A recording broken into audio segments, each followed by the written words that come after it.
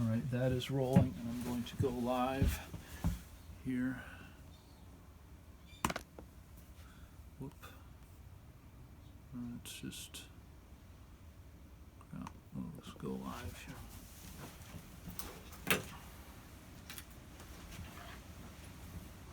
here. All right, we are live. Welcome to P&K Q&A for October the 11th. Yeehaw. Right, I'm Peter. I'm Krow. And tomorrow's Thanksgiving, It so is. happy Thanksgiving. Happy Canadian Thanksgiving. Yeah, I guess we gotta qualify that, don't we? Yeah. US Thanksgiving is next month, I guess. Yeah. Yep. And, well, we were doing our preamble, and then, that started into a conversation, so we figured, well, we better hit the record button on this. Went live. So basically, I was asking, what are the orders of sonship? I guess I know of 3 types of Michael, the Creator's son. Adam and Eve are called material son and daughter. Yeah. Then there's something called a magisterial son, which is a little bit I don't know a lot about. But my question for Krow was, are there more than that I don't know about, or what kind of what are all the orders of sonship, or at least the relevant ones to us, I guess. The orders of sonship? If that's what I'm talking about. It is a thing. Yeah. But the thing. But is that what I'm talking about with Michael and Adam? Yeah. And all that? Am I getting different the terms levels. right?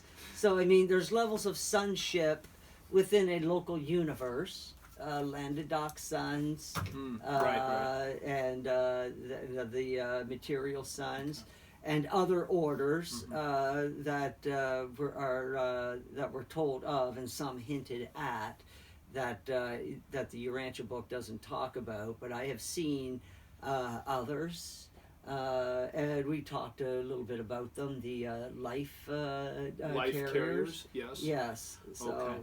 They have a sonship. And so the orders, there's no order above or below any other order of sonship. It's about having your niche. Yeah. It's about knowing. It's about knowing something. It's like, It's like, I always laugh. It's because, a lawyer, a good lawyer, is no smarter than a good mechanic. That's right. Yeah, they're all the specialists. Yeah, they're specialists. They could both have the exact same intelligence level, but that doesn't mean the lawyer's going to be able to do the mechanic's job, and it doesn't mean the mechanic's going to do the lawyer's job, because the lawyer's job requires sitting at a desk and reading and absorbing huge amounts of information. And then disseminating that information in a courtroom when it's appropriate. A mechanic does absorb huge amounts of information every time he pops the hood of a car and he's listening for what's going on under the hood. The difference is, it just doesn't look like the mechanic is doing anything, but he is. A good mechanic is, anyways. He's paying attention, he's looking and taking in information. Same as the lawyer, except it's just 2 different ways of taking in information. The lawyer's reading it, the mechanic's listening and seeing it. And then a good mechanic will hear a certain noise and be like, hey, that's the problem, let's fix it. Yep. Yeah, the real good ones almost seem like they don't even have to see it. They just know somehow. They have the sixth sense. And same with a lawyer, or whatever. And yes, and the lawyers do have a sixth sense. They know. I mean, they've got all this information, but in a courtroom, a good one will all of a sudden realize or get this little intuition that maybe he should ask this certain question. Yes. Even though it's probably at the bottom of his list of questions. But it's like, I'm going to ask this question. And then that question might end up leading into something that just circumvents every other question and gets right to the meat of it. So, yeah. Yep. Shit like that happens all the time. But only with people who are honest with their trade. Yep. There's too many goddamn lazy people out there. So yeah, the sun ships. Yeah. No, I'm going to tell you something that was shown to me that you might find interesting. Okay. A creator son goes out and creates a universe. And he's given the blessing of the Father to go out into one of the 7 grand universes. In the case of our creator son, he came to the universe of the Father, the Son, and the Spirit. The other universes, you have a universe of the Father, you have a universe of the Son, you have a universe of the Spirit, then you have a universe of the Father and Son, a universe of the Father and Spirit, and a universe of Spirit and the Son, and then Father, Spirit, Father, Son, Spirit. Yeah. Basically, the combinations of any 3 items that you Exactly, can do. without repeating. Right, without repeating the them. combination. Yeah. Mm-hmm. If there was any more, God would have found them. so that's why 7. Why not? Go It's look math. at the seed of life. What can I tell you? So our creator son show. Okay, now when a creator son comes to a grand universe to create to participate in creation by creating a universe modeled after the rules of Havana, of course, and he's not the creator son is creating a space, a bubble in the grand universe. That's what's going on. Just creating a bubble, like an air bubble in water. And he's creating that in space. Now he's created a time dimension within the grand universe. Okay? So the grand universe is where time begins for us. And then the time gets localized in a local universe. So the time is fractional. Traveling to other universes, you can't do it. Like if you're spirit fused, or even just as a human, you travel to another universe, you'll be ripped apart immediately by the time currents, because you can't exist there.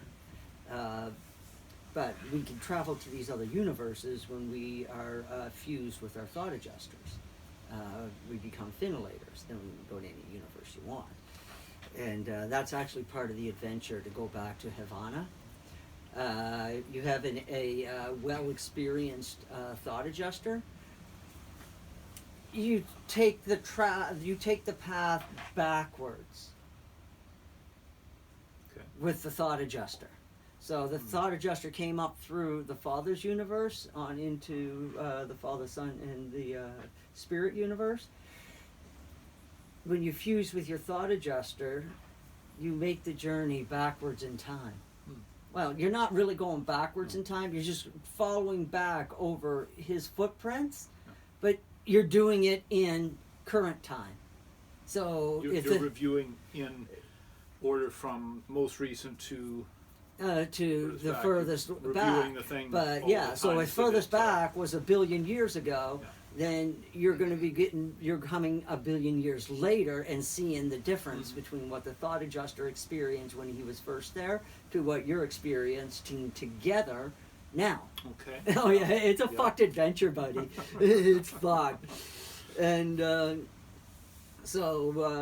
yeah, just creates a bubble in space. Now, this is a part that blew my fucking mind.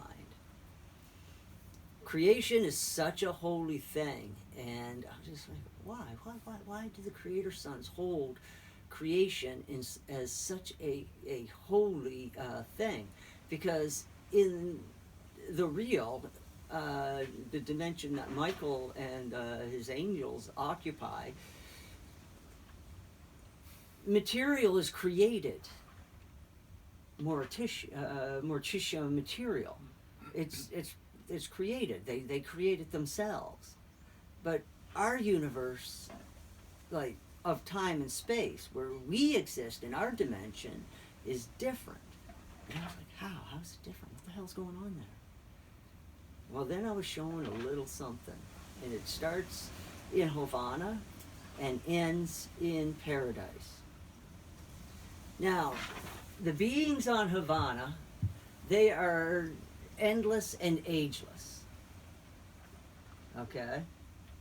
And so they spend eternities, you know, and they can do whatever they want. They go from planet, and there's a billion planets, right? So they're having adventures on all of them. And plus, Havana is the template for every life form in the universes. So the perfect template for like the human life form exists in Havana in all of its variations. And so that's quite the eye opener right there. So at some point, these Havanians, apparently they will offer themselves up to the Father. They will go before the Father and they will offer themselves for the consummation or consumption of the Father. Now, it's one of those things, like, they're not destroyed, but they are entirely changed when they go through this process with the Father. And what it is that they are stripping themselves of all experience, and they are giving that experience up to the Father. That's what I mean when, like, they're surrendering themselves. They're giving up something. Right. But they're giving up, like, their entire experience to the Father. Now, we know the thoughts are matter. We know this in the 21st century. Energy is matter, matter is energy, thoughts are energy, therefore thoughts can become matter. So imagine that at that level in paradise. And for the Father, thought and energy, there's hardly a difference to it to him. So they're giving up all of this experience to the Father. And what ends up happening is that all of that experience is then wrapped up in this cube. And that cube is then put away, set aside. And then what happens to the Havana being is that after being stripped of all their experience, they end up being reborn somewheres on in Havana, on some other random planet as some other random life form. Okay? So they just become born. And Havanians know that whenever somebody becomes pregnant, it's because somebody has sacrificed themselves in paradise and given up all of their experience over to the Father. Now that's a holy thing to these guys. Like, it's like a big fucking deal, like a huge deal. Now all these experience and everything, they all whirlwind inside the Father. It takes 1 billion Havanas to create a cube. 1 billion. So that's one Havanian from each of the one worlds. And they do this, this is actually, it happens on like a semi-regular basis, where you've lived for like, 1 billion years, and it's like, you know what, it's time to start my experience over again. And that's what they do. And and once, now this is where the cubes come. Now the cubes are super important. Like, they're really important. I watched Michael walk into this chamber on Paradise and walk up and down the aisles of these cubes. There's hundreds of them. And then he stops by one cube. And he prays over it, thinks about it, And then he takes that cube in a very loving fashion. And then he took that cube and he brought it back to his universe of Nibbidon. And in about the area of our galaxy, he placed that cube. And then a bunch of angels stood around the cube and they all sang. And then it was whoop! And our galaxy came into existence. Just like that. I was like, you're fucking kidding me. That's fucked. Isn't that the craziest thing? And I was like, wow. So, yeah. Time and space is holy to them because it was their brothers and sisters that created it. Wow. And yeah, it's like, and this happens all the time with new galaxies. One of these boxes. Incredible. I know. Blew my fucking mind. At first I thought it was a universe, but then it was like, no, galaxies. And I was like, that means that billions and hundreds of billions of Hovanians have given up their experience and started all over again. Boys came back, yep, all the time. They know how the cycle, they know how it works. They're not really dying, and they can have those memories, that experience back, because they're still attached to that experience, just like the Father is attached to that experience. But that experience is what's needed to build galaxies. Yeah, that was pretty wild. And then there was something that you said. So we were thinking, I was thinking that we wanted to, we were trying to discuss what message, I guess, we wanted to send in leading up to the U.S. election. Leading up to the U.S. election. Hope, situational awareness, positive thinking. Yeah. Yeah, so we're kind of flying into that one right now and seeing what we want to. What's our message going forward to that?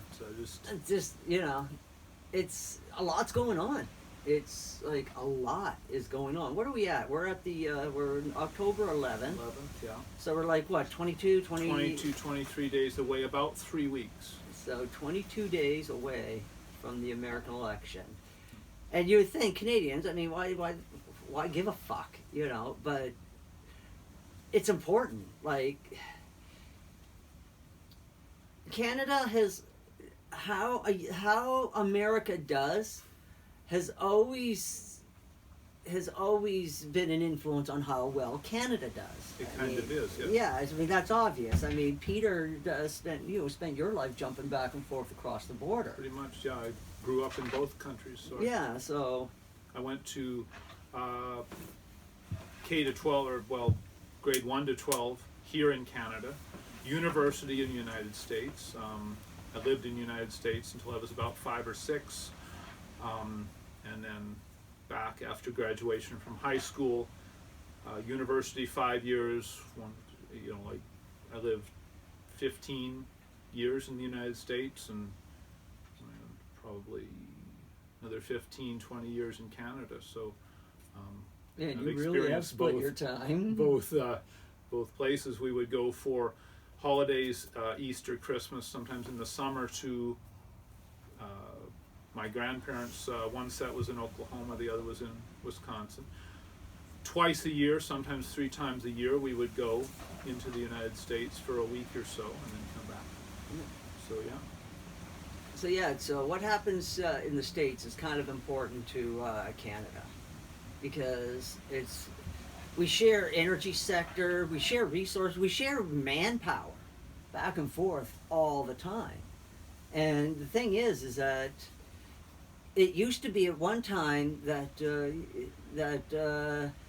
Americans would take like Canadian workers in a heartbeat because of our we had a better education system, but now that isn't so. I mean, you know, so there's huge workforce loss on the American side because the Canadian education system has gone to the toilet, and there's a reason for that too, a holistic reason, and so everything has suffered on both sides of the border now. So, because we got our prime minister shutting down the energy sector, and we won't, our energy sector won't get a boost until the Americans have got their shit settled, and it hasn't been settled yet. I mean, the last 4 years have just been spent fighting Trump. I mean, what the fuck's that? I mean, really? This is what these people get paid for? But it's pretty much the same thing up here. I mean, the political parties up here, they've just been squabbling amongst each other and hardly getting a damn thing done. Oh, I've got it, the message. And this, you know, leading up to the election, but after that, in any time and about anything, it's look for the light, people, within you and out, and recognize it, learn to recognize it in other people, and it's, yeah, search for the light. What did I say on that one Facebook post? See the light, be the light, share the light. Yeah. That's really the only, that's job one, folks, is look for the light and integrate it into you, and then share it with those who are receptive, I guess. Oh, you want discern truth. Discern Yeah. truth. Yes. I mean, you know, hone those discernment skills, for the love of God. I mean, you know, the Creator gave you a brain and a mind. It's like, don't be afraid to use it. It's like, you know, what can I say? And do your research. It's like, don't just take any one person's word for it. My rule of thumb is that I like to see it in 3 different places. Okay. And if I can't find it in 3 different places, then I just chalk it up to hearsay or rumor. But sometimes I like a rumor, and I'll repeat it. But I like to qualify it by saying that, you know, this is what one person said, which, you know, could mean basically nothing. But I might like the story, and you know, and sometimes it might it has a ring of truth within me. There's that too. You have to pay attention to that, and don't just take your feeling for it either. Like, you know, search deep down and try to pull through, try to go through the information and, you know, be logical about it. The Son of Man was constantly telling his disciples, it's like, think things through logically, and to see that far off picture down the road. Yeah, it's this hugely subtle, and I've had this experience with things that at one time I thought were so.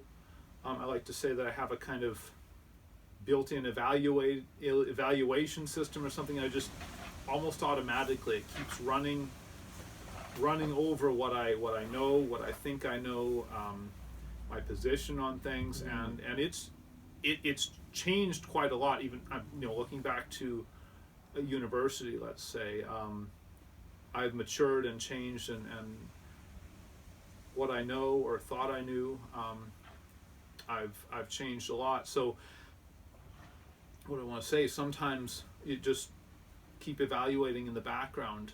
Well, these things never stop attempting to discern the truth, because I've thought something or other was one way, and then even thinking on something for 24 hours, it, you know, sometimes my ego will get out of the way. I realized sometimes that I was letting my ego in the driver's seat, and I didn't know it right away, but then I would come back and evaluate again this thing, and I'm like, okay, no, I need to move in a slightly different direction. So situational awareness and discernment of truth and all that is so stupendously important. We can't afford to stand still, because even then we're being left behind. Creation does not stand still. Right. evil wants to stagnate. They want nothing to change. They want their power. They want their loosh. They just want the status quo. In the light and in creation, then it's always dynamic, always changing, always moving. That's what God does. Always in motion, because God knows that if something stagnates, it just rots and festers, and then it dies.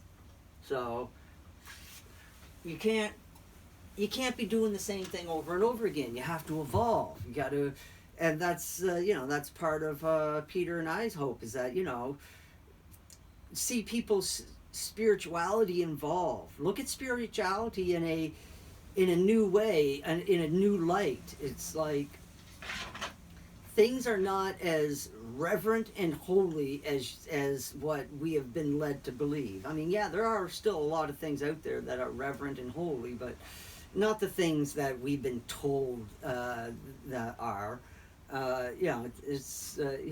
Creation itself is reverent and holy. I mean, I just told you how galaxies are created. I mean, the sacrifices that are made in Havana so that we have a place to grow, soil to put our roots in, and so that we can participate in creation. They want that too. I mean, they want that like more than you could ever imagine. They want that so much so that there are so many levels to get you there, so many ways that they help to try to get you there, because I mean, we're essentially animals, and and on this level, this plane, I mean, we're essentially operating at an animal instinct level. I mean, we sort of have to. And that's where the evil ones on this planet, that's where they want us. Because then what they believe will happen is that they will still be able to harvest loosh from us because of spirit. But what they don't understand is that God has already placed his seal on this planet. I'm sure they know it, and they know it, but I don't think they quite understand what it means. It's just, I just don't know how they could exist in the real and not understand how the universe works. It just blows my goddamn mind. It's like, and I've already gone backwards and forwards logically, and it's like, no, what I'm thinking makes sense. And it's just, I can't believe these beings are that stupid. But it must be like greed or just lack of responsibility, self-responsibility. It's all it can come down to. And they want to, what they don't understand is that if the Father leaves this planet, takes the 7 Aegon angels and goes, then that means that this planet is no longer remembered by the Father. And when the Father does not remember you, you cease to exist, period. And that's what will happen to this planet. It'll just slowly wither and die, and in less than 1,000 years, the surface will be barren, and then about maybe 1 billion years after that, this whole solar system will be to dust, and the whole galaxy will go to dust. And then it'll be redistributed across the cosmos, and a new universe will be created out of it. Galaxy. Simple as that. That's how it works. It'll get recycled. Yep, it gets recycled. And, so, I mean, the material that is brought to this universe does not cease to exist in the universe just because, one experiment failed. It just means that material is reutilized. I mean, they would never dishonor their brethren for their sacrifice by just letting the material go unused. It'll get sucked into a wormhole, no doubt, and pop out somewhere else in the universe, and and it will, a new galaxy will begin to form from that. I got a story for you. Told you a few weeks ago, we were talking about I was having these migraines and something. The something I'd never had happen before. I'd one, and then like usually they only come like a week or less than that. But I had like 2 migraines in the same week and stuff, and I think we'd mentioned something like what you're talking about now, that there's a lot of people on a lot of planes who don't like what we're talking about, so that may have had something to do with it. But even in the middle of when I was doing this, I said to the Universal Father, I'm like, you know what, I can deal with it, and in fact, I pledge to you that I will do whatever it takes to bring the light to those who are receptive to the light. And so and that's all you can do. That's what one of my missions on this planet is to be. That's and a cool mission. For those of you who so choose, you can do the same thing. It's simple. Just look for the light, and once you've found it, and that's always been the other thing that share it. really confuses me. It's like people get really upset when you express ideas. It's like, seriously, these are just ideas. It's, and just think through. It's like just suspend everything that you think you know about God and Jesus. Just suspend it for like 5 minutes. And if you can't do that, well, I bring up a point to people, and it does get upsetting to people. It's like, if every word in the Bible is sacred to you, then I would begin to question whether or not that is a form of idol worship, because you're worshiping words. And everybody's like, well, the word is creation, the word was the beginning. Vibration, noise, and but not words written by men. I mean, for my goodness. But these words become sacred, and their meanings become sacred. But I mean, what are you doing? Are you worshiping God, or are you worshiping the words? And I've looked at people, and I was just be like, you want to know a true test to see if you worship a living and dynamic God, or those words on those pages? They're like, oh, well, what's the test? Burn your Bible. Burn your Bible. Not just any Bible, the one that with all your little notes in it. Burn it. If you cannot do that, you may be guilty of idol worship. I mean, I'm serious. It's like, if the book means that much to you, then you should have some questions. Because a book should not mean more to you than the search for the truth. Right. Because... Or at the very least, the book should not mean more than the ideas that it represents. That too. Yeah, no. But good, I'm good thinking catch. from the only things I would take from the Bible, not even the Old Testament really. That's I think we've superseded that by now. The part where Jesus says, "Love God and love your neighbor," those 2 sentences are basically the whole book. Yeah, that's really need anything else. That's it. Those two commands are it. And then well, that can kind of segue into people like you say we outgrown the Old Testament. People need to understand that we have. And why people keep quoting the Old Testament, when they do, my eyes just glaze over. I'm just like, why? I mean, haven't we outgrown that? I mean, you're telling me Jesus came and he fulfilled the Old Testament, but yet you still want to quote from it.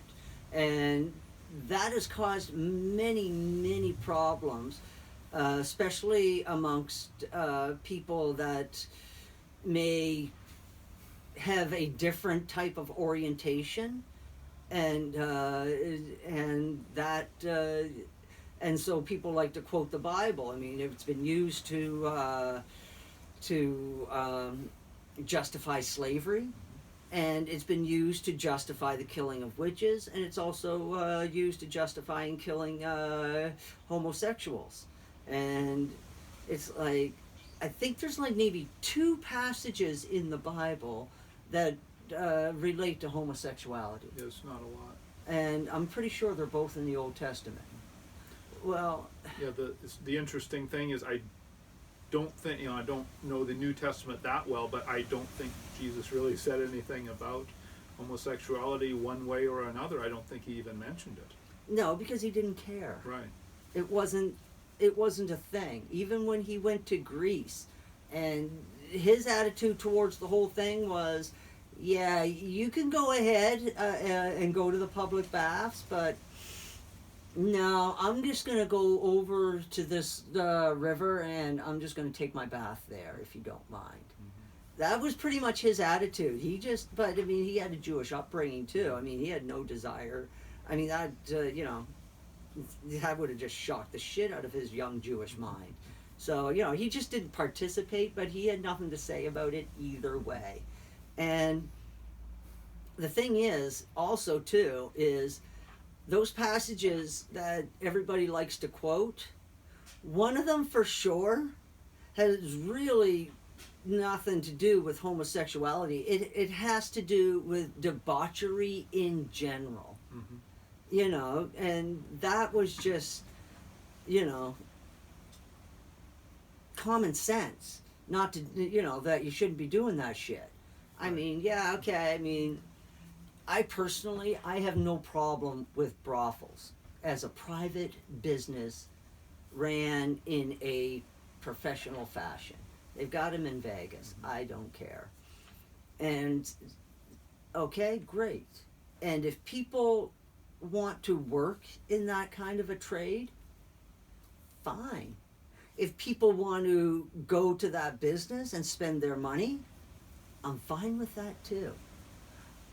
Where I draw the line is when people are forced into that line of work. Yes, absolutely. That's where I draw the line. Actually, I draw the line on that on anything. I mean, nobody should be forced to labor at something that is not their choice. Right. So, that's, I think people should have the freedom to choose how they wish to make money, so long as it does not infringe on another person's right of self-existence. Right. And when I was looking at the things in the Old Testament, not just that, but a lot of I guess the thing that came to mind was the spirit of the law should outrank the letter of the law. Yeah. In, I think, pretty much all cases. Yeah. So yeah. Yeah. And to stick with the theme, just to finish it out, and the other passage in the Bible that relates to homosexuality, that basically you're dealing with a culture that was struggling with birth numbers. Right. And homosexuality was frowned upon because it did not produce offspring. Yeah, I'd wondered about those. Yeah, They were having difficulty keeping their population where it needed to be, or something like that. Yeah, but then when you get into populations, especially dense populations in the millions, homosexuality becomes a more common thing. Right. That basically is the human reaction, or mostly any animal's reaction, because the same thing happens in rat colonies and in ape congresses. That the males, when there is an overcrowding issue, males tend to ignore the females. And the more, I guess,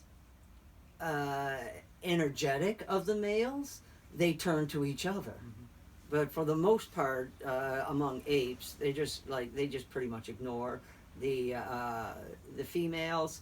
Rats, they ignore the females and eat the babies to control their population. But it's a reaction in nature that these things happen.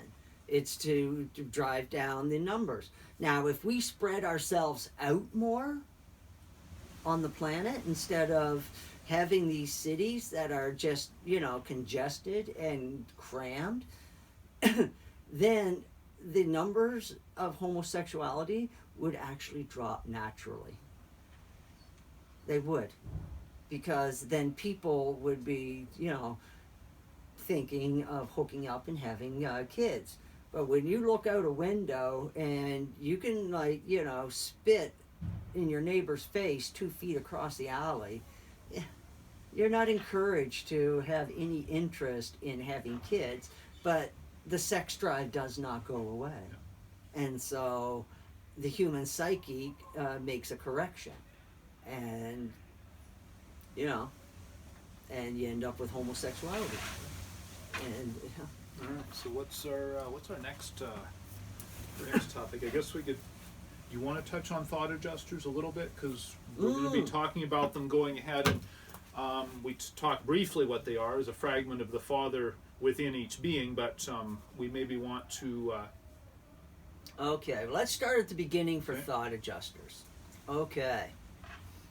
Very beginning. All thought adjusters are created on Devitron.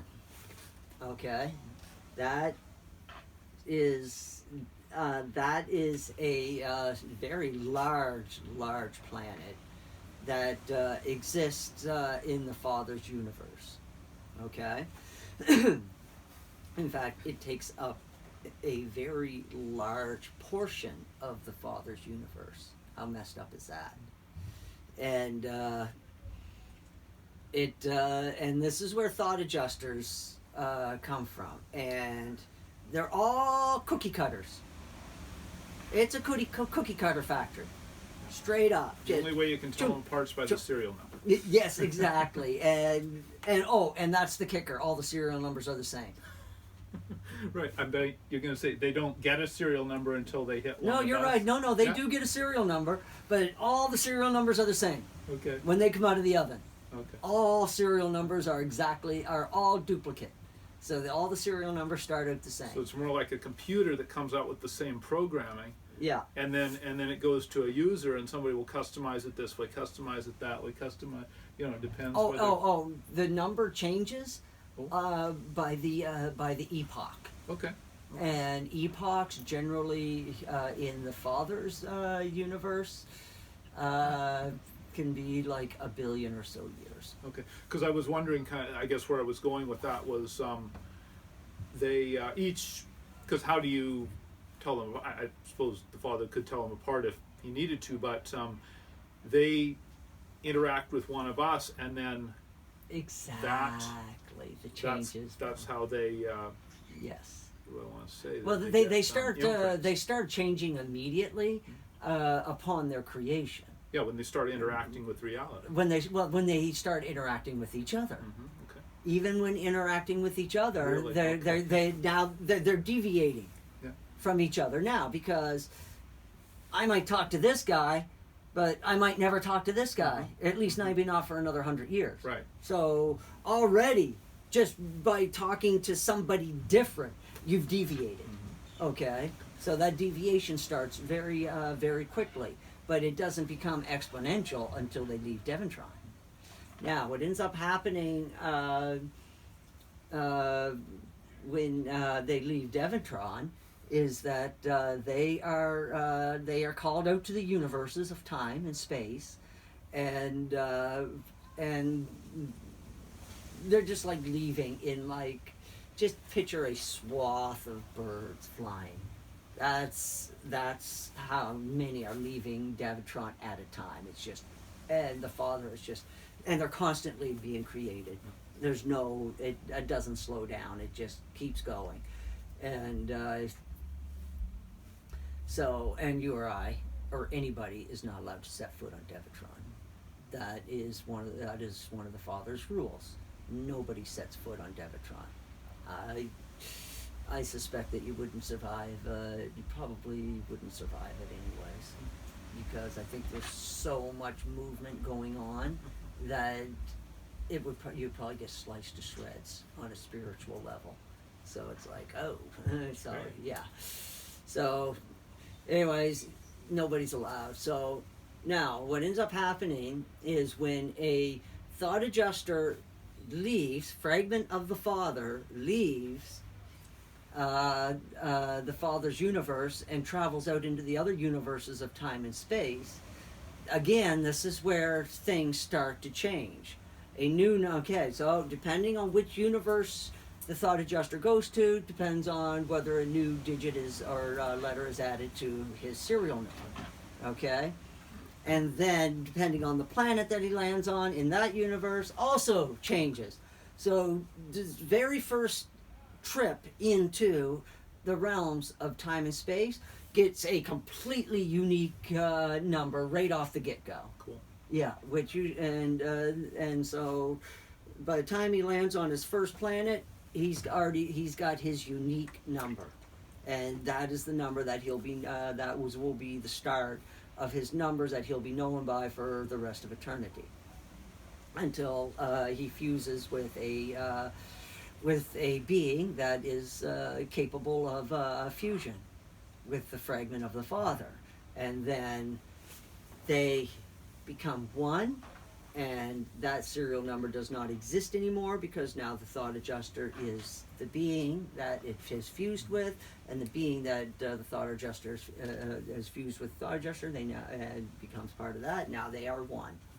They are now one creature, and they have chosen their own name. And he chooses his name. Chooses, well, whatever, however way you want to describe it. Anyways, so a thought adjuster can spend time on planets where the beings are not able to fuse with the father. They're spirit fused. But remember what I talked about before. In order to create a soul, you need a thought adjuster. Doesn't mean that you're going to fuse with that thought adjuster. You can be spirit fused, and that is good enough. But a thought adjuster is necessary to germinate the seed, if you will, for the soul. So thought adjusters are used everywhere. So they get experience on these planets where they're spirit fused. They also hang out on planets where the beings are neither spirit fused nor father fusible. These are primitive beings, but they hang out on these planets because, just waiting and watching just in case one of these creatures does develop the ability to fuse with the thought adjuster. And that's pretty much what happened here on this planet. And so they hang out everywhere. Now, when they travel, thought adjusters are personality. They are a pure and complete personality of the Eternal Father. They are the Eternal Father's complete personality. When they are cookie cutter stamped out, single serial number for that epoch, they are all a complete replica of the Father's personality, even though they are just a fleck or sliver, a piece of the Father. They still have a complete personality, and it is the Father's personality, complete and whole in every way. Messed up? Yepper. So, but that personality, little bits of it gets knocked off here and there as they travel in universes of time and space, because as they travel to a planet, they're interacting with gravity waves. Gravity waves are from the Father, and so a piece of the thought adjuster will pull away because the thought adjuster wants to go back to the Father, but he knows that he can't go back to the Father unless he's fused with a human, or he'll just end up scattering across time and space. So this is always happening with a thought adjuster. They're always losing a piece of themselves through time and space because they're constantly being pulled back to paradise. But there's only one way they can go back to paradise whole, and that is to fuse with a human. Neat, eh? And so they have a piece of they're always losing data, in the gravity streams. And so they have to be careful when they travel the gravity streams. And so depending on what route they take, in case of this planet, it's the route determines whether you're going to have Scorpio tendencies, Aries tendencies, Taurus tendencies, Leo tendencies, because these are the pieces that didn't get pulled away. Yeah. So basically, whenever we have like an astronomical personality, like Leo will, for instance, that is a representation of what is not missing. Everything else is missing, but it's a representation of what didn't get taken back to the Father through the gravity waves. And so they land on a planet. So they do want to fuse with us because they crave to go back to the Father, but they can only go back if they're fused with one of us. And so this is how it all fits together. And then they minister to us, they want us to fuse with them, and then when we do, we both have the adventure going forward. And the thing is that people, you might think to yourself, being fused or being taken over by an entity. That entity has been with you since you made your first unselfish decision in life. And and you have lived with that consciousness in you this whole time. It's that little voice in the back of your head telling you not to do something stupid, or not to do bad things, or to you should really stop and give that bum a half of your sandwich or something, right? It's it's already there. All you got to do is just listen to him more, and then then both of you will go forward together, because and that's how you develop character. And then that character fuses with the thought adjuster, and now the thought adjuster his personality is forever bound to your character. And it's your personality too, because you're using it every fucking day. So you just have to just roll with it. And there's so much more about thought adjusters too. And then because the thought adjuster starts out in your life as the thought adjuster, then if you did things right, and about middle age, the thought adjuster switches to thought enhancer, which basically that means that you guys are like more one-on-one with each other. And then in the twilight years of your life, it switches from a thought enhancer to a thought controller. And what this portion of your life is all about is getting ready for the death experience. Thought adjuster is preparing you for it by basically sorting through all your memories. This is why people, when they get to an older age, they feel this unquenching urge to reconcile with people. It's like, we're almost dead, but humans don't think of death. We usually try to avoid it, but then what motivates these people to want to, go and reconcile with friends or family that they know that they wronged?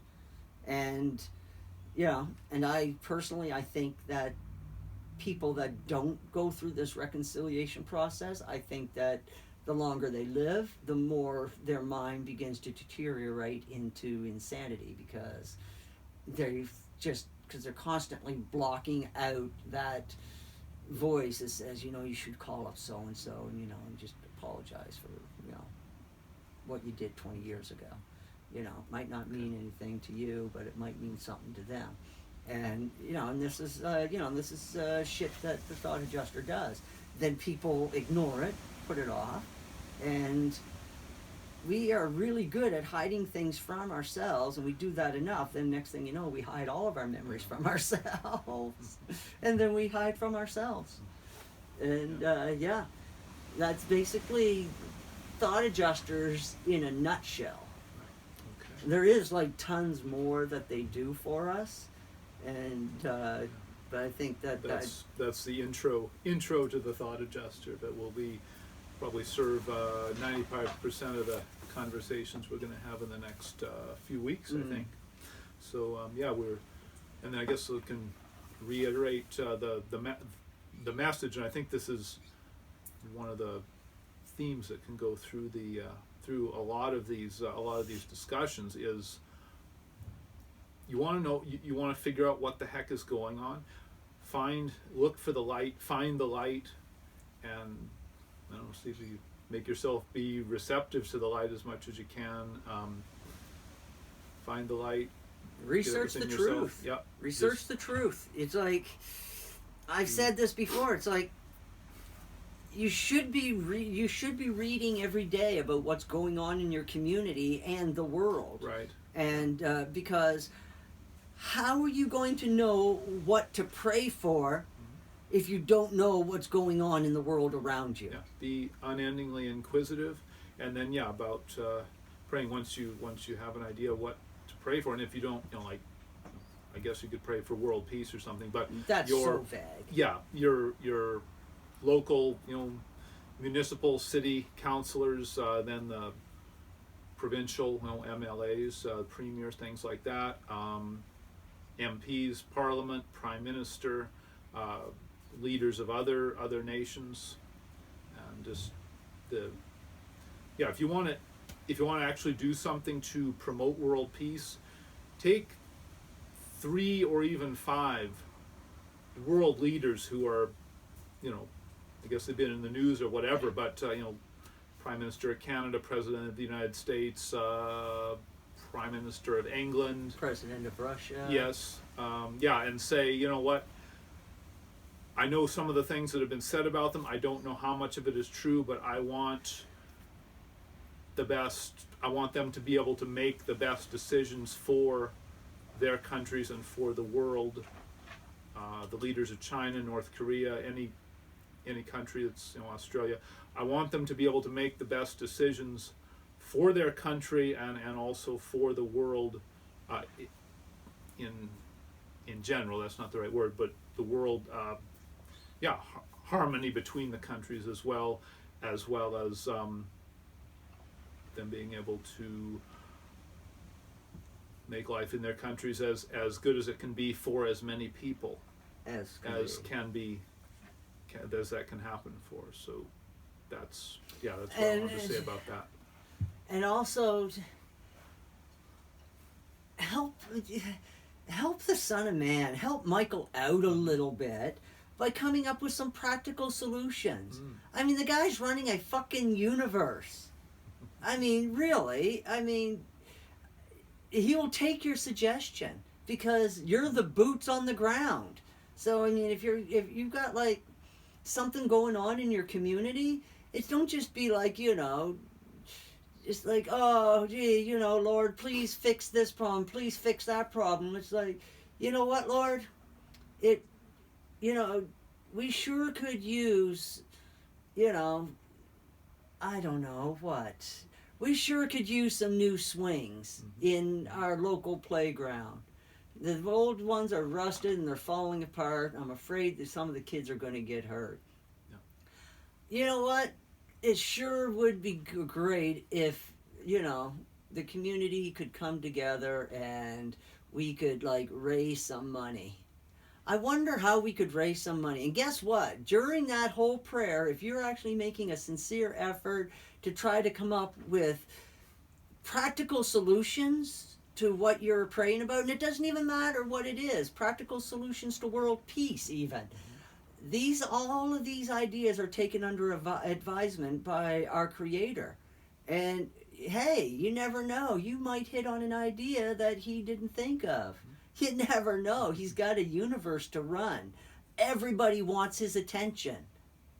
So do your part and help out a little bit and make suggestions. And you know what? Michael's such a great guy. He's like, you know what? If you think that's the best solution, we'll go with it. Because, again, he's got a billion other things sitting on his desk that need taken care of right now.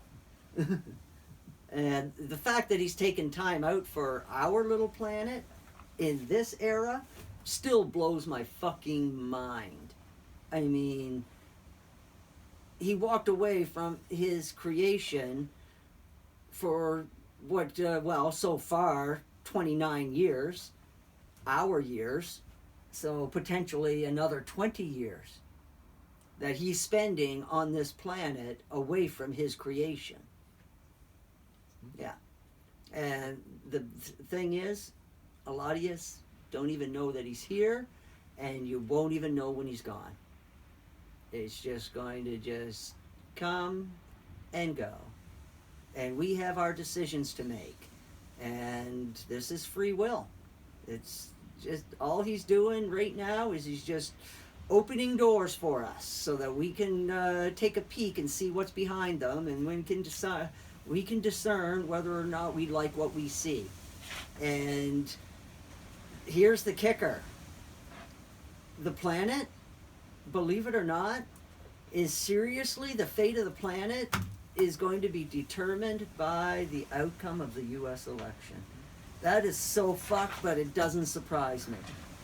Because the fate of the world rested on one small group of people at one time. 2,000 years ago. Yeah. The fate of the world rested in the hands of the Jews. And they decided to nail that fate to a cross. And that has been the theme for the last 2,000 years. If we do things right this time, we could have a constitutional theme for the next 1,000 years. That's what it is at stake. And Michael looked through every angle that he could to try to help us out without interfering with our free will. And the evil ones handed it to him like a fucking wrapped Christmas gift on Christmas Day. They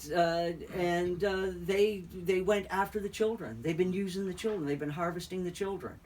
And thing is that Michael doesn't need our permission to save the children. Right. Does not need our permission. It's just the right thing to do. And it's the children that'll be scooped up and taken off this planet first, by the way. And all of those children that have died because they were harvested for their adrenochrome, they're all on that special planet, the Father's planet, and they're all being taken care of by the ventilators. But the ventilators are overwhelmed. The numbers coming off of this planet has caused a crisis in the real, because the ventilators are overwhelmed. There are so many children that are murdered and harvested for their adrenochrome, but they've already germinated a seed for a soul, so they automatically qualify because they're so young. But it takes ventilators to raise them. Because they need that delicate a work. They need the Father's hand. That's why it's the ventilators that do it. And they've been overwhelmed in the last 100 years. Actually, within the last 60 years, they have been completely overwhelmed. So I had a question that was sort of related to the free will thing. And from reading the Urantia book and from talking, just from my own life experience, I've sort of come to understand how stupendously important free will is. That the higher beings, well, if you look at the story of Jesus, they didn't interfere, or the Son of Man didn't even interfere with free will to save his own life as a mortal. But remember, Krow, I told you about these in my science fiction book, these quantum androids that I sent out. If the cosmic beings won't interfere with our free will, but what if somebody on this planet actually created a set of those, what I want to call them, quantum androids to be basically to stay with certain people or be around them, to always be able to give them actual answers to their questions, and maybe even sometimes stop them from hurting other people. They interfere with their, somebody builds these whatever they are. Spoiler alert: they are actual higher beings that came to work in these machines in the story. But supposing somebody created these machines would interfere with the free will of others to protect various people on the planet who would be harmed by bad people. That would be okay with the cottage because it was our creation? Or how would that go? I'm just curious about that. It would be our creation. Yeah. So it's like if we created such, okay, let's say we created ominous Evermind, if those who are familiar with the Dune series. Yeah. Okay. So we created ominous Evermind. And that ominous Evermind's directive was to keep us from harming ourselves, even at the cost of free will. And we as a planet chose that freely, then yeah, ominous Evermind would be able to do that. Okay. Because we created ominous Evermind. Because what these, what these things are, and this just came to be like a hybrid of Superman and Andy Griffith. And is they're like immensely powerful but super personal, and they know how to talk to people, not really overpower, like Andy Griffith, the perfect police officer guy. We talked about kind of thing like that. Voice jujitsu.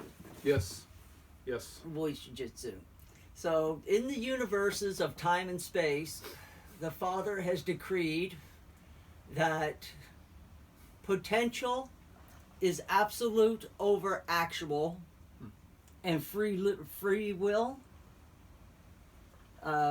is absolute. Creature free will is absolute. I have to specify that because the book does, which is interesting. Creature free will is absolute. Creature free will, as opposed to say what kind of free will? Angels. Okay, the free will of cosmic So beings. that tells me that the angels don't have free will. They are restricted somehow. I wonder if it's not necessarily that, because we had the That Lucifer might explain rebellion. that might They had free will. What I'm getting from the book is that all of these beings they have free will, but they're not allowed to exercise it the way that we like are, that we do. Or is our free will of a higher grade? Let's see. That's the other thing too. They're sort of the support staff for the beings that are coming up on planets and things like that. They are our guardians and things like that. They're servants, I guess. In a way, yes. So their free will is hamstrung by the fact that they serve the children of time and space. Right. So, but the children of time and space have absolute free will. So this might actually explain the Luciferian rebellion, and why there is rebellion is because they would see themselves as our betters, and for us to have absolute free will, but they are hamstrung by their oath to serve. Right. They cannot use their free will to override our free will. Exactly, yes. Is what I was getting out of the book and out of what you said. Some of them were, I don't know, jealous, I guess. Jealous, jilly, Jealousy yeah, they're the same way jilly. as we do. I don't know. They might have, but the thing is jealousy is just a mixture of emotions, and so. And I don't know if Lucifer was jealous of mortals, or if he had this. He just decided that his way was better than the Father's way. Is what I'm getting. Now that's where Lucifer's an anomaly, because the book tells us that he stood before the Landadoc fathers, no, not Landadoc, the Most Highs of One Nor. starts with V. No, Nordadoc. Norlaxodeck? Okay. No, yeah, Norlandadoc. Okay. Okay, so he stood before the Most Highs, and he was questioned, and they could sense something was off with him, but they couldn't put their finger on it. Yeah, they sensed it, Right. but it was one of those things that it was upon reflectivity that they were like, there was something there, that they discovered this information was, and so that means that Lucifer was not operating from a place of jealousy. That means that he was operating from a place of sincerity, actually. Yes. Yeah. Yes. He was Yes, he operating was. from a place of sincerity, which makes you wonder, like, what the fuck did he sincerely believe? Well, the book's pretty clear on that. At some point, he wound up believing that his will was superior to the will of the Father, his way of doing things. Oh, yeah, but he didn't believe in the Father. Detail, but yeah, so Yeah, so he totally rejected. Okay, thing is, okay, the book does get into quite the detail about the Luciferian rebellion, which is was one of the first chapters I've read when I picked up the book, and I was like, yeah, we'll see what the fuck they have to say about the Luciferian. And I was ready for like angels and pits of hell and all like that shit. Yeah, your Urantia book tells a very, very different, paints a very different picture. And I was like, whoa. And as the words were just, as I was reading them, I was just like, this is shit's fucking true. I was just like, it just kept on in my mind. It was just like, oh my God, this has a feeling that it really happened. And so, yeah, so I've reread it several times since, and you pick up little nuggets out of it every time. And the picture that it paints is of a being. Okay, Lucifer didn't believe in the Father at all. He questioned the existence of the Father.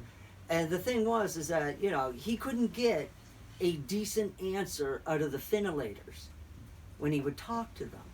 He said that the Finilators just talked in like these holy and reverent terms that didn't make any sense. Because when Lucifer would ask them, it's like, can you tell me about the Father? I know, it is said that Finilators have been to paradise and they've met God, the eternal Father.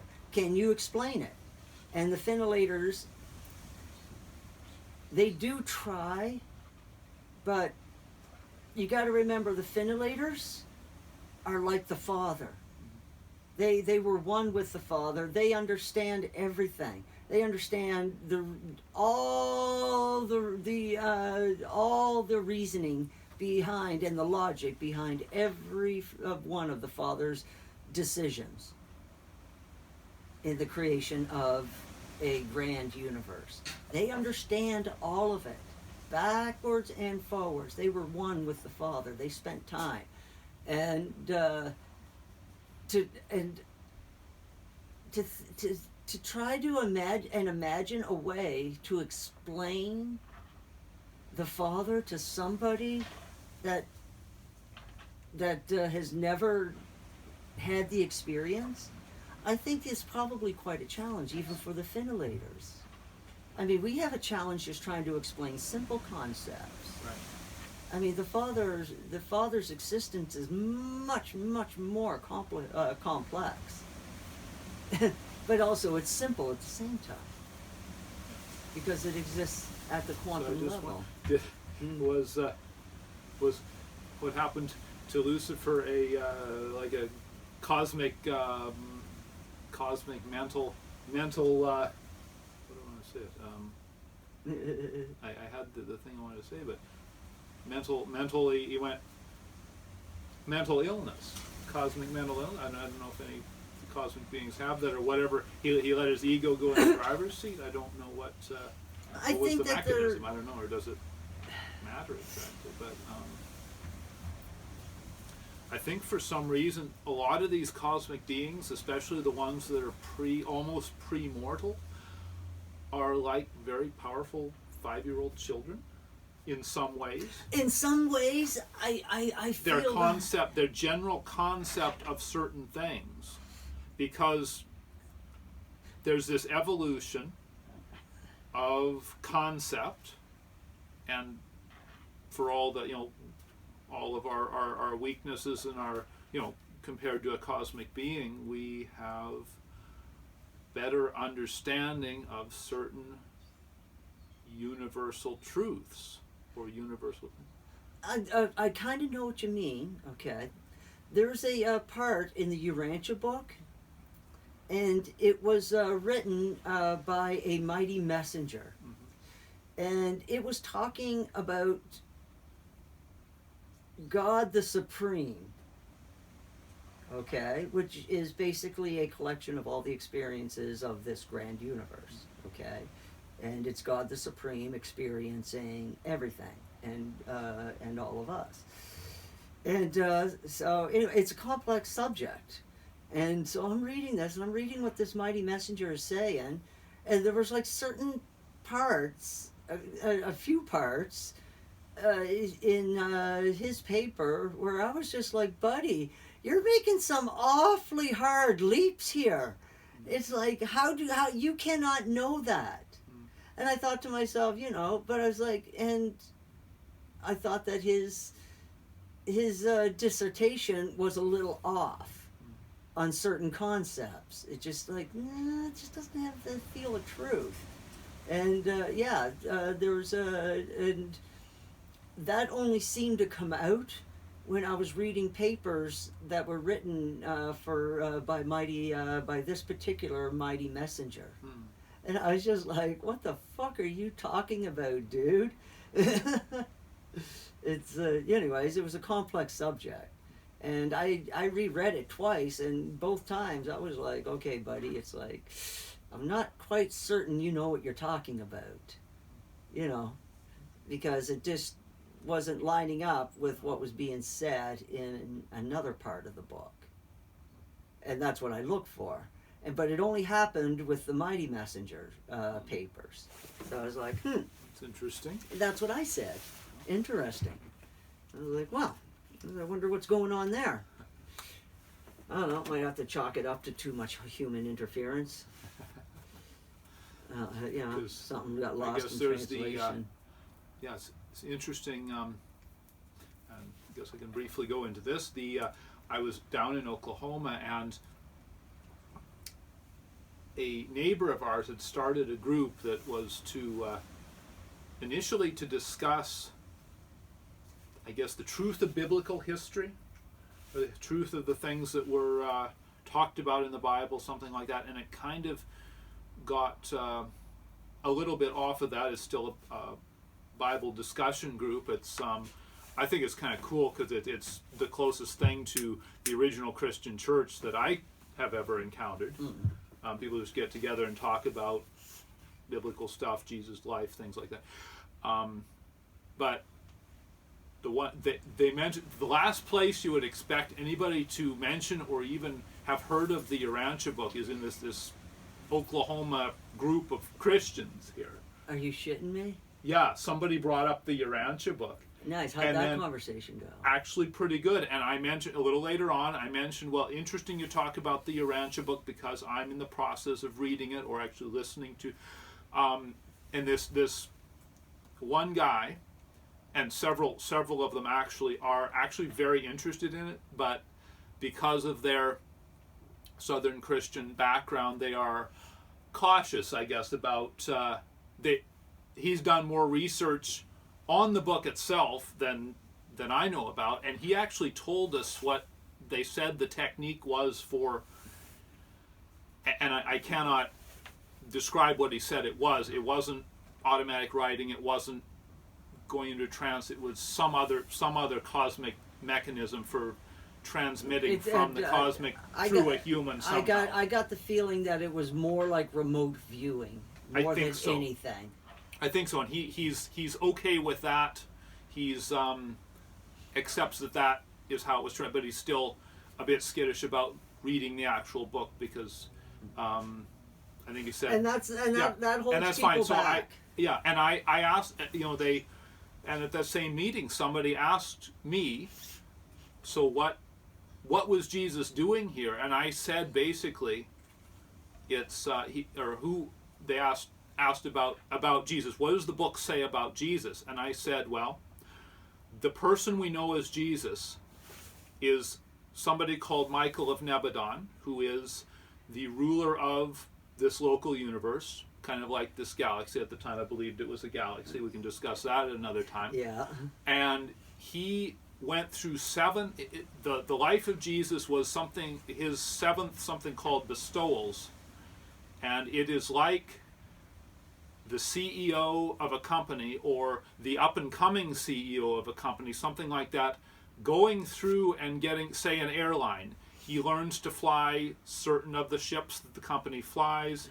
He does the administration. He learns about, the janitorial. He goes in the shop, learns how the airplanes are fixed, how they operate on a, what happens when you move certain controls in the pilot seat, etc., etc., etc. He learns many of the aspects of that corporation. That's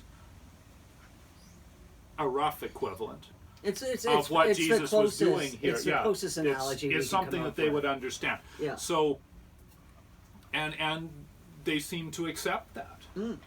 And yeah, so. And the thing is, because these people are so starved for truth that they know the church is BSing them on a ton of levels. God, yes. And the thing church, is, the government, everybody. Nobody's buying this being saved by blood anymore. No. Nobody's buying that anymore because it doesn't fit, and people are thinking so. And the thing is that we already went through a stage in our society where we just outright rejected the church.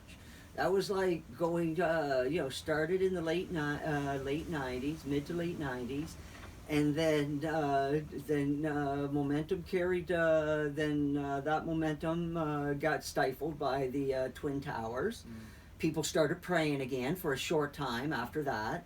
And then things went back into the shithole, so people were like, there is no God again.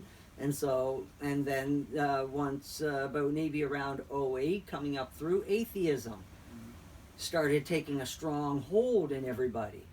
And I have to admit, I looked down that road, but I was like, I'm sorry guys, but there's there's something else going on in this universe, it's not just random, it's not just a program playing out on a computer. No. And I said, no, there's something else going on because I see the interaction between realms.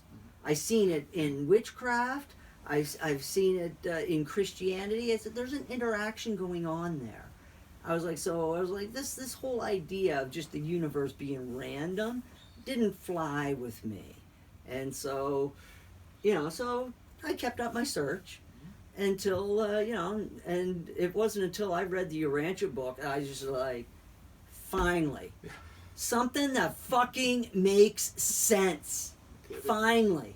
I was like, I can handle this. I was like, this has to be the truth, because if it's not the truth, then the only alternative is that we are an anthill and God is our ant keeper. That is the only other reality. Because the truth of the matter is, in this realm of time and space, and I'm fairly certain it goes all the way up through, there is one universal truth. Yes.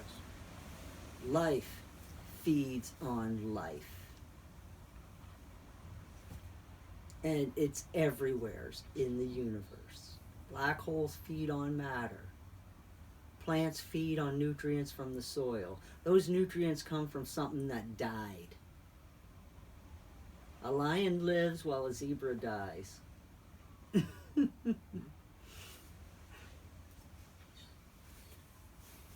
What does God eat? Good question. Maybe for another discussion. Actually, I know what God eats. This is Okay. the key to the universe, All right. and this is why things are the way that they are. And it's like I like understanding things. Everybody wants things to be holy and and reverent and all. Nah, I just like to understand things. I like to know what the fuck's going on. And I'm just fortunate enough that I must have an interesting enough personality that the higher beings show me stupid shit, and I'm just like, okay. And I did ask the question, what does God eat? If life feeds on life, then what feeds God? Again, we go back to energy and matter being the same thing, and there's no difference between the two.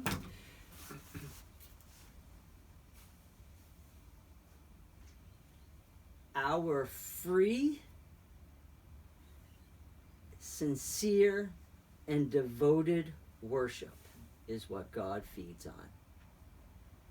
Sincere, free, and devoted.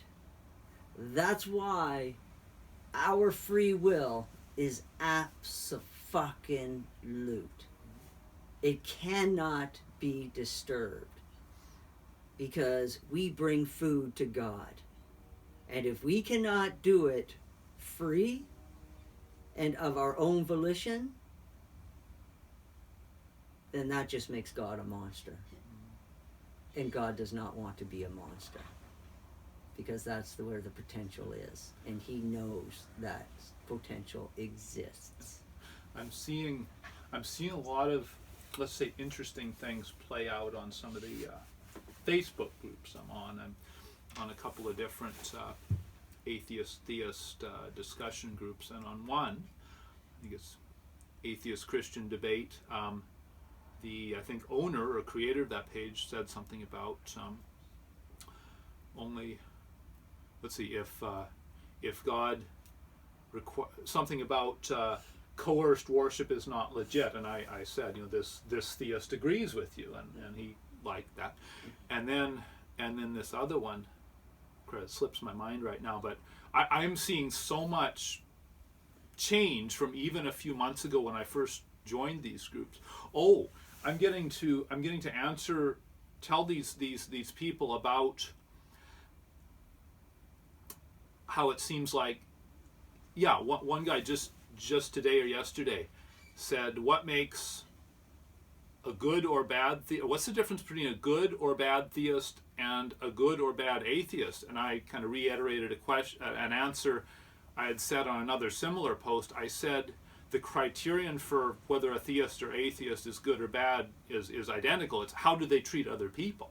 And it's awesome because this guy's an atheist, but I think he's mellowed a little bit or changed somehow since I first met him. Well, and you see, that was when I was getting to my point, is that this trip down atheist road that everybody took, I would say, and it didn't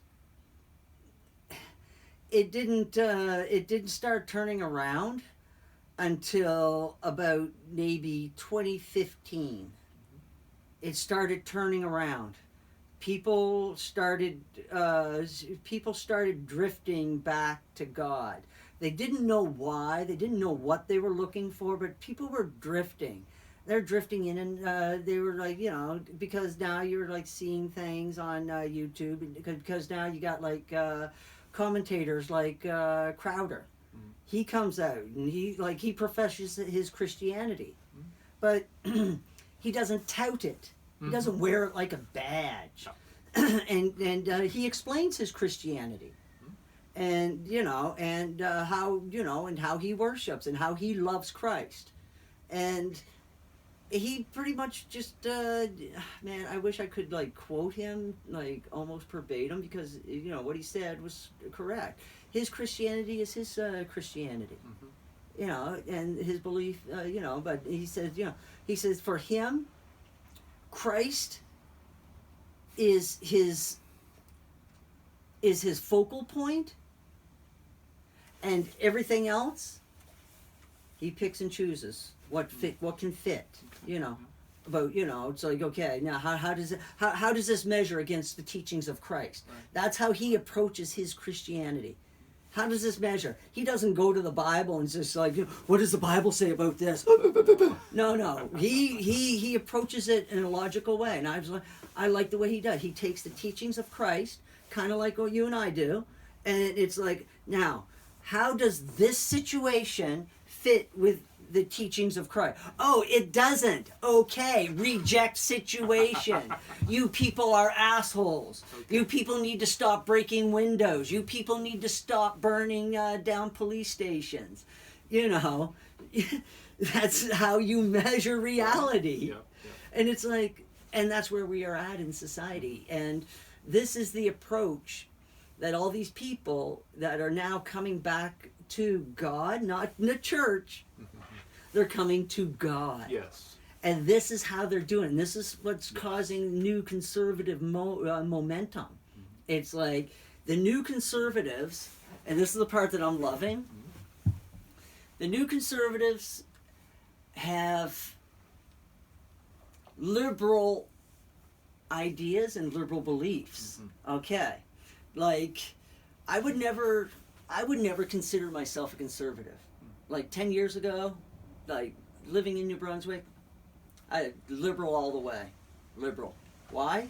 Because liberals had the better ideas, you know, about social reform and shit like that. So it's like, you know, I'm all about that stuff, you know. Let's help those who need it. The people that don't need it, well, let's get their asses off the couch and to work. Let's do shit like that. The liberals were about that at that time.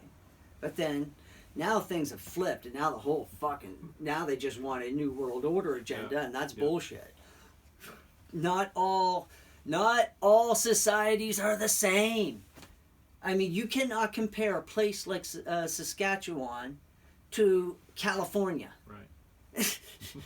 Not at all. Not even close. I mean, you can't even compare Oklahoma to Saskatchewan. I mean, they get what, 4 inches of snow a year, maybe? Yeah, and meanwhile we get like 4 meters. Yeah, you know what Saskatchewan needs that in Oklahoma doesn't need? A shit ton of snow removal vehicles. Yeah. So I mean, what, in Oklahoma, a town that you live in, might have one plow. Yeah, one plow. They put a wing on a grader when they need to. Yeah. Yeah. So it's like, it's not They something. get them to come down from Kansas is what they do. Yeah, they don't even give it a thought, because it's like, yeah, we got it if we need it, but you know. But I mean, so I don't believe in that shit. But now the new conservative movement, that's different.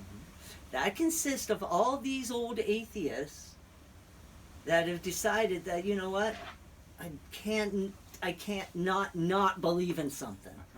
It's like, because they feel it in their bones that there's something else to the universe. They can't explain it, but God is the best explanation we have, and so we use it. And so, you know, so there's this pull to want to, you know, get to know that being, right? And so that's what has been happening in the conservative movement.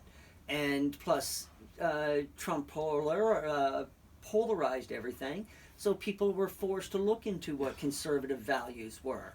And what they discovered is that, you know, well, I don't believe all this Bible bouncing bullshit. I do believe in family. Yeah. I do believe in, private gun ownership. Believe in private property. I believe in free speech. I believe that, you know, whatever that gay guy's doing, who gives a fuck, I don't care. Just, you know, just let me know when you're having your big gay parade so that, you know, I can keep my kids away. They don't need to see that shit, you know, which that's about the only, actually, when it comes to condemning homosexuality, the Bible, if you want to know the truth, points directly at fucking gay pride parades. Because it's a public display of debauchery. and that was always discouraged. I mean, we're a civilized society. What the fuck are naked people walking down the street for? Fucked up. Anyways, I digress. Anyway, so this is, so the new conservative is like, well, I don't give a fuck about gay people. I don't give a shit what people do in their bedrooms. I believe in God. I believe in all this other stuff that conservatives do. And then they go into the conservative movement.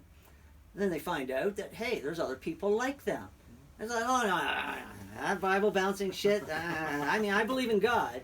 But I also believe, I believe that, in Jesus. And that is the other thing that's catching on in the conservative community that I've noticed. People aren't so much about believing in the Bible. They believe in Jesus. Yes. And that was the other difference that I noticed. It's kind of going back and forth.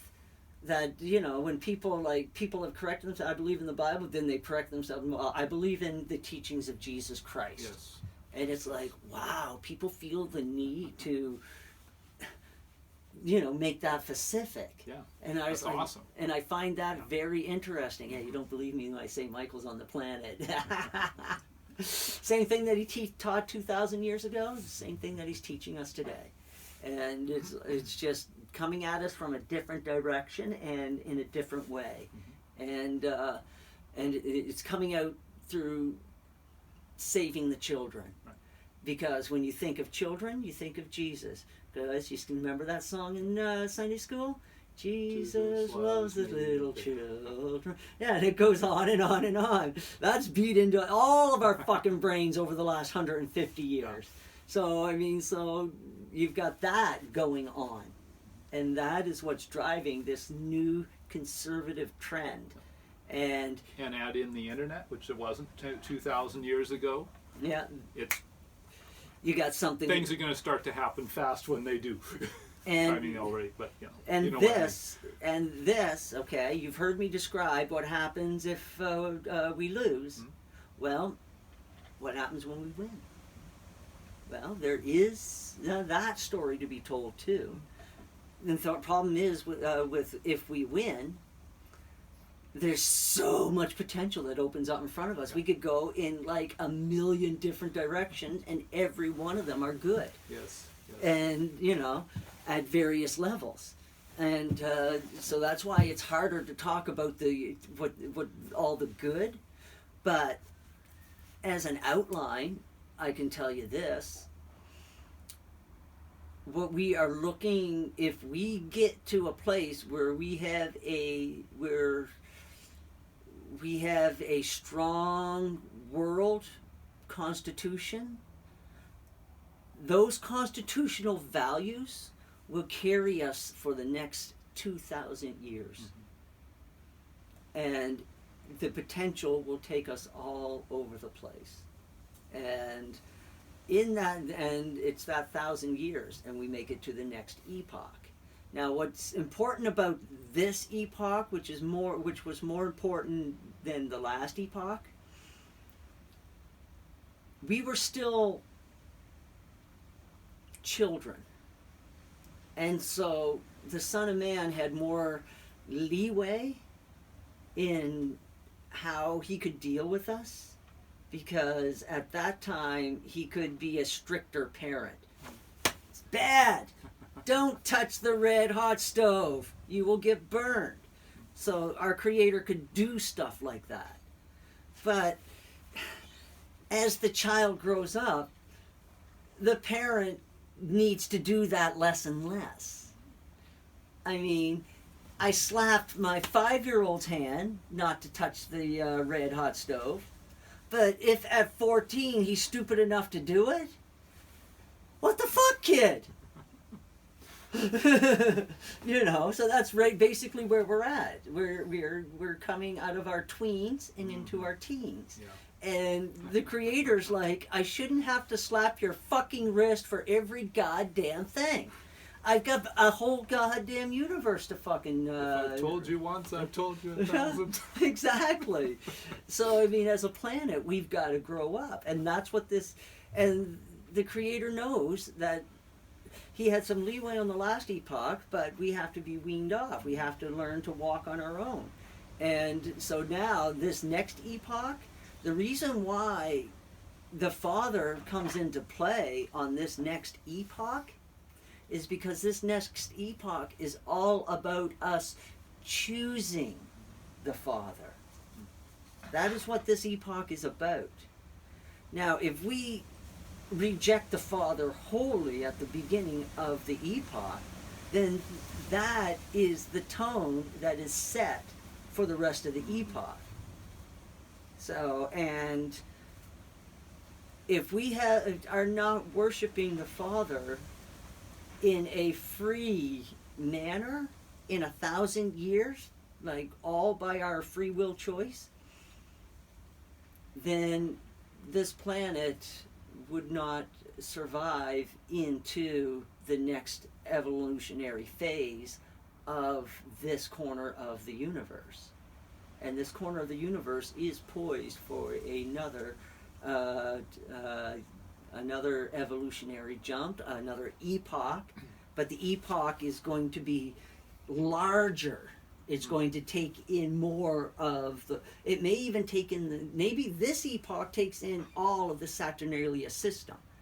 So if we're not on board with the rest of the system, we got to go. Or it's the next epoch that takes in the whole Saturnalia system. I think it's the next epoch, because we're going to be given 1,000 years to just die out and turn to dust anyways. So, you know, we have all the evil, all the planets that have rejected the Father have to be gone within the next 1,000 years. And so if there is absolutely no potential for that planet to come into light and life, then it has to be gone. It has to be taken out, and so that it does not taint the rest of the crop. It's like pruning. It's like pruning, Yep. yeah. You Yep. wouldn't leave a rotted branch on a grapevine. You would prune it. You would Yep. get rid of it. It's going on the ground. It's getting trampled into fucking compost. Yeah. Okay. So. All right. I'm gonna shut it down there, I think, and thank you for watching again. And That was a long one. yeah, we have a lot to cover. Yeah. See y'all later. And okay, and then this one.